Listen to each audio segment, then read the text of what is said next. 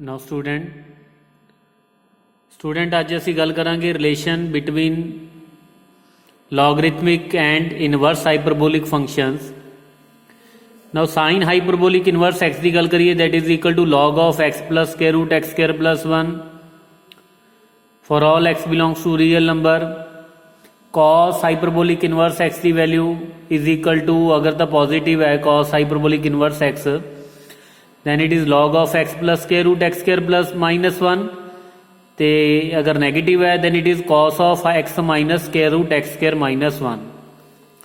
Similarly this is the relation between tan hyperbolic inverse hyperbolic function of tan and log। so these are the relation between logarithmic and inverse hyperbolic functions। now ये relation तो prove करना भी आ सकता। सो अगर तो relation याद है तो उस तो बाद असी इन्हां दे डेरीवेटिव भी कर सकते हैं कि मीनस अगर आपां साइन हाइपरबोलिक इनवर्स फंक्शन का डेरीवेटिव फाइंड करना इनवर्स साइन हाइपरबोलिक का, दैन असी की करांगे derivative of log of this one. Similarly अगर कॉस हाइपरबोलिक इनवर्स एक्स का कह रहा तो आप इसका डेरीवेटिव कर देंगे, पॉजिटिव आ तो ये वाले फंक्शन का डेरीवेटिव कर देंगे, अगर नेगेटिव आ तो ये वाले फंक्शन का। Similarly so on. नाउ अगर आप गल करिए कि रिलेशन असी डिवेलप किद्दां करना, how to prove this relation, then उहदे लई भी असी एक एग्जाम्पल करके देख लेने एक दो रिलेशन की। तो सिमिलरली उन्होंने कंटिन्यू करके असी बाकी रिलेशन की भी असी आपस में असी इन्हां दोनों का नूं रिलेट कर सकते हैं। नाउ सब तो पहला असी गल करिए कि prove that sine inverse of sine hyperbolic x is equal to this one. Now उहदे लई असी की करांगे, let sine hyperbolic inverse of sine hyperbolic x is equal to y. So it means x is equal to sine hyperbolic y. So x can be written as e to the power y, क्योंकि सानू पता कि sine hyperbolic y can be written as e to the power वाई minus e to the power -y divided by 2। Now e to the power -y नूं असीं लिख लांगे 1/e to the power y। So simplify करन तो बाद so e to the power y minus 1/e to the power y divided by 2 means this can be written as e to the power 2y minus 1 divided by 2 into e to the power y। ना हुण असीं की करांगे, cross multiply कर लांगे। सो ये साडे कोल आ जाएगा 2x e to the power y is equal to e to the power 2y minus 1। So e to the power 2y minus 2x e to the power y minus 1 is equal to 0। So clearly this is the quadratic in e to the power y. So by discriminant method e to the power y is equal to 2x plus minus square root 4x square plus 4 divided by 2. So because e to the power y is greater than 0, e to the power y is always greater than 0 for all y, so we will reject negative sign। so therefore e to the power y is equal to x, 2x plus square root 4x square plus 4 divided by 2। so e to the power y is equal to x plus square root of x square plus 1। so y की value साढ़े को आ जाएगी log of x plus square root x square plus 1। so y असी किनू let किया सी, inverse of sine hyperbolic X नूं। सो इसका मतलब ये हो गया कि sine inverse of sine hyperbolic x is equal to log of X plus square root X square plus 1। So similarly असी बाकी रिलेशनस नूं भी असी प्रूव कर सकते हैं। एक असी अगर होर एग्जाम्पल की गल करिए ना, अगर आप टैन हाइपरबोलिक इनवर्स एक्स की गल करिए कि प्रूव दैट tan, ये भी बड़ा इंपॉर्टेंट है, tan inverse of tan hyperbolic x is equal to 1/2 log of 1 plus x over 1 minus X. Now similarly जिदा सी पहला किया सी, let tan hyperbolic inverse of tan hyperbolic x is equal to y। So इतों साडे कोल x की value आ गई tan hyperbolic y। So tan in दी in the terms of exponential function असी वैल्यू पुट कर लांगे tan हाइपरबोलिक y दी which is e to the power y minus e to the power negative y divided by e to the power y plus e to the power minus y. So this is the value of x, or we can say that x over 1. Now so 1 over x की value साढ़े को आ जाएगी e to the power y plus e to the power minus y divided by e to the power y minus e to the power minus y. So apply componendo and dividendo 1 plus x over 1 minus x. Similarly इत्थे साढ़े को right hand side दे विच आ जाएगा e to the power y plus e to the power minus y plus e to the power y minus e to the power minus y.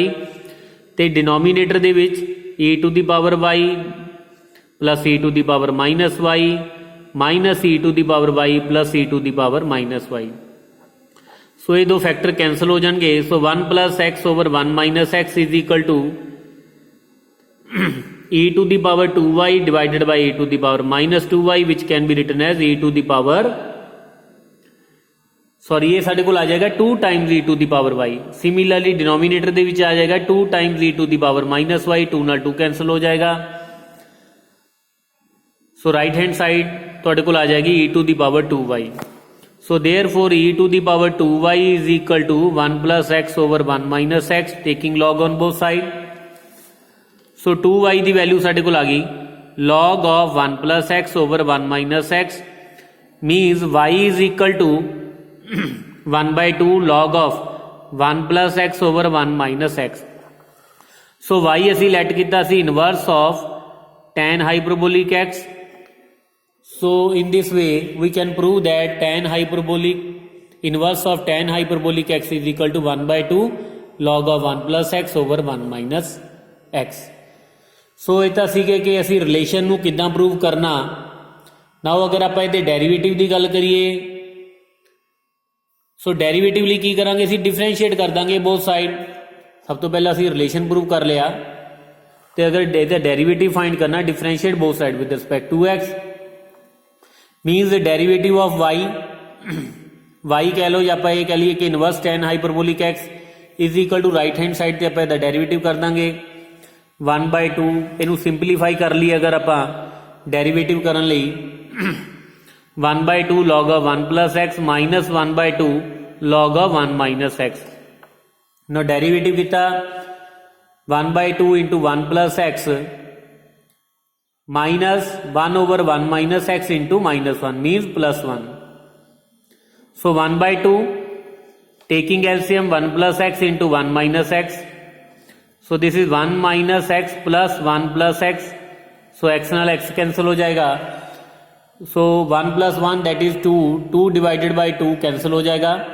So we will get 1 over 1 minus x square. Means अगर आप derivative की गल करिए सो tan hyperbolic inverse दा साडे कोल derivative जो आ जाएगा that is 1 over 1 minus x square. Similarly असी बाकी जिन्ने भी फंक्शंस ने उन्हां दे डेरिवेटिव भी असी फाइंड कर सकते हैं.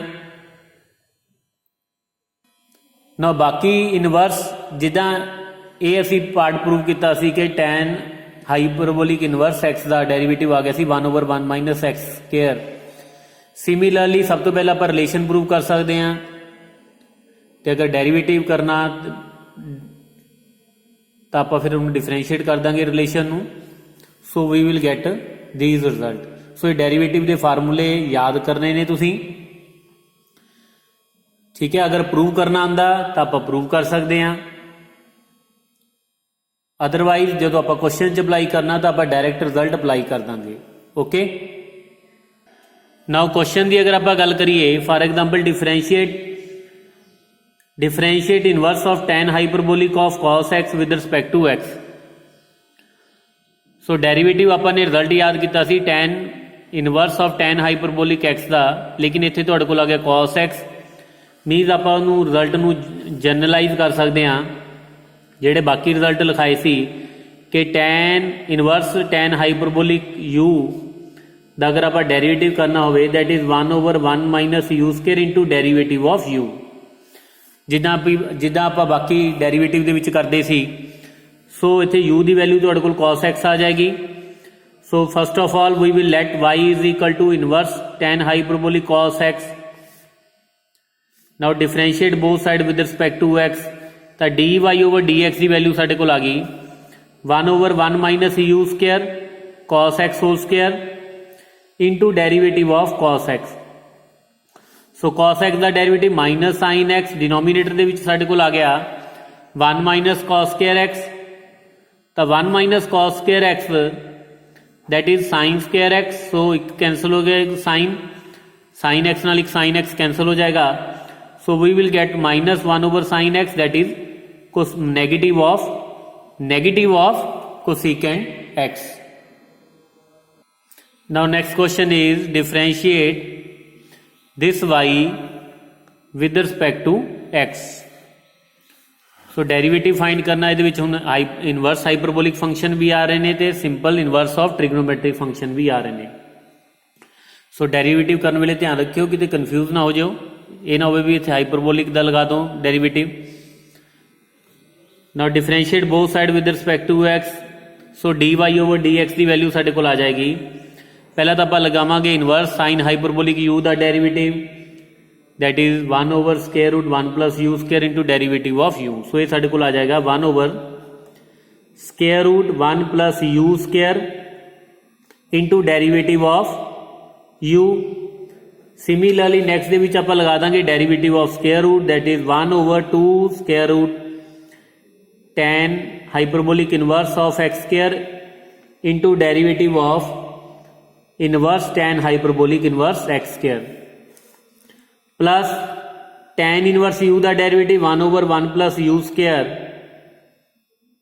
Into derivative of u। Now simplify करांगे। In the next step we will get 1 over square root 1 plus x derivative of root x that is 2 root x। In the next step ये आ जाएगा 2 plus inverse tan hyperbolic x square ते tan inverse tan hyperbolic inverse of x square का आप derivative लगाया 1 over 1 minus x square u square into derivative of u ते 1 plus third term की अगर आप गल करिए 1 plus sine hyperbolic square that is cos hyperbolic square and derivative of sin hyperbolic x that is cos hyperbolic x divided by cos hyperbolic square x। So ये साढ़े को आ जाएगा 1 over cos hyperbolic x। Now simplify करने तो बाद next term साढ़े को आ जाएगी 1 over 2 square root x into 1 plus x plus x over 1 minus x to the power 4 क्योंकि 2 नाल 2 कैंसिल हो गया into square root of inverse tan hyperbolic x square plus 1 over cos hyperbolic that is secant hyperbolic x। So ये साढ़े को आ गया derivative of y with respect to x। Now next question is prove that the function this one and this one can differ by only by constant। very important and very simple। असी ये show करना कि दोनों function both function differ by a constant। Now सब तो पहले आप दोनों का डेरिवेटिव फाइंड कर लांगे। नो y में लेट कर लेना 2 into inverse tan hyperbolic tan x by 2 तो z मैं लैट कर लूँगा इस फंक्शन नू। सब तो पहला मैं अगर y के डेरीवेटिव की गल करा तो dy over dx 2 inverse tan hyperbolic u का डेरीवेटिव की गल करिए 1 over 1 minus u square into derivative of u। So that is 1 over 2 1 minus tan square theta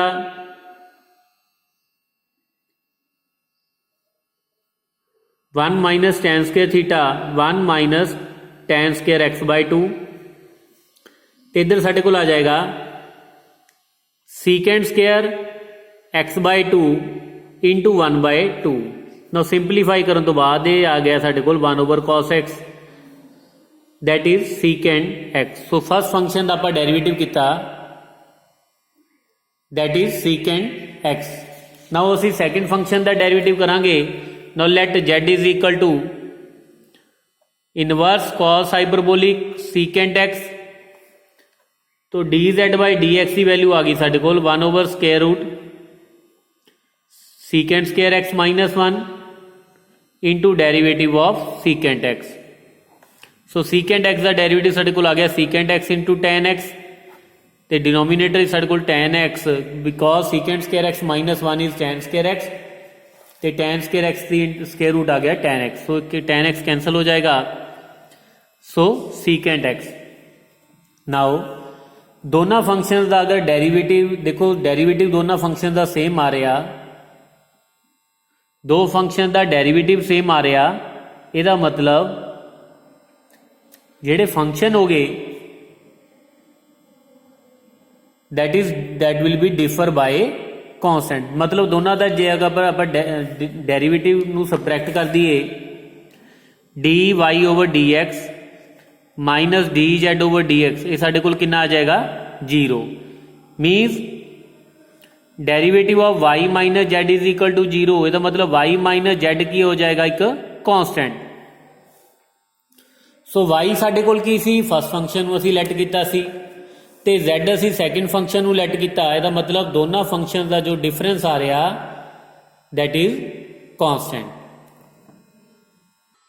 now next question, prove that inverse tan hyperbolic x is equal to 1 by 2 into log of 1 minus x over 1 plus x and find its derivative. Now student ये question कई बार exam के आया होया, तो जदों असी इस वीडियो की स्टार्टिंग दे विच मैं रिलेशन प्रूव भी किया सी, उस तो बाद असी उहदा डेरीवेटिव भी फाइंड किया सी। सो ये क्वेश्चन तुसी कर लियो, लेकिन ये तो जस्ट एक एग्जाम्पल सी, एक रिलेशन की सी। इदां दा तुहाडे कोल कोई भी रिलेशन तुहानू प्रूव करन नू कहा जा सकदा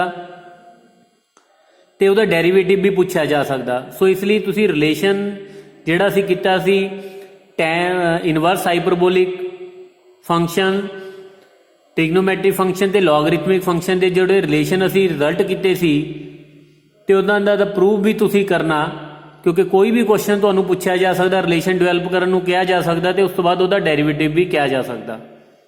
ओके,